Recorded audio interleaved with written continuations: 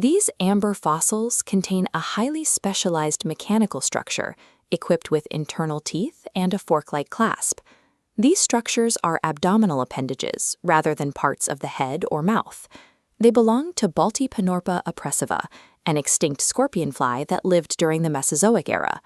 While this architecture is non-genital, its sole biological purpose is reproduction. Physical traits in the fossil record allow us to reverse engineer the behaviors of extinct species that would otherwise be invisible. This specific abdominal clamp is the fossilized record of a mating strategy built on physical restraint. The mechanism relies on the substantial length and unyielding architecture of the notal and postnotal organs. Inside the clamp, dense rows of internal teeth create the friction necessary to maintain a grip. The terminal clasp, a fork-like clip at the very end, provides an interlocking mechanical seal. Together, these three features function like a ratcheting vice grip. It is rare for non-genital segments to evolve such extreme gripping utility, as developing these tools requires a significant diversion of metabolic resources. This level of anatomical engineering only arises when physically restraining a mate becomes the primary bottleneck for male reproductive success. To function, the male must overcome the geometric difficulties of the scorpionfly mating position. In this modern posture, the male's perimere and hypovalve must align precisely with the female's body. The primary target for restraint is the female's wings. By mapping the modern wing grip geometry onto the Mesozoic fossil, we can reconstruct the extinct behavior. The internal teeth and terminal clasp lock directly onto the chitinous veins of the female's wings.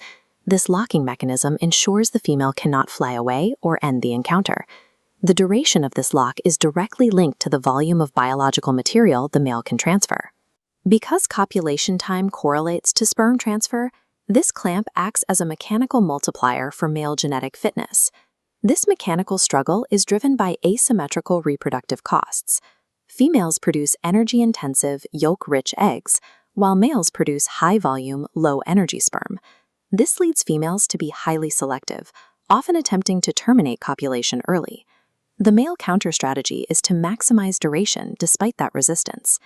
Genitalia alone are often insufficient to overcome active physical resistance. This pressure drives rapid, divergent evolution in non-genital contact structures like the abdomen.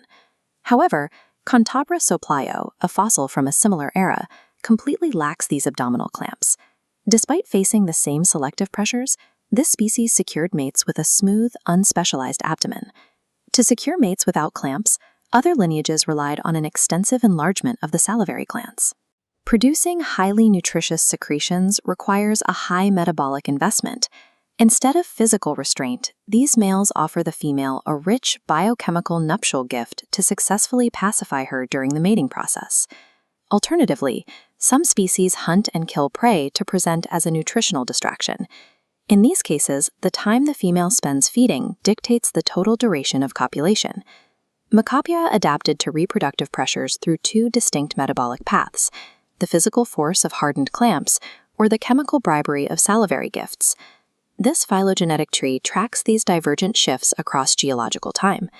The ancestral Eomerapidae family lacked both clamps and large salivary glands.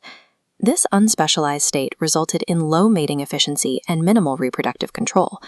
One lineage, including the Panorpidae and Orthophlebia, evolved toward the coercive strategy. The gift-giving lineage, such as the Panorpidae, saw their abdominal organs degrade as their secretory systems grew.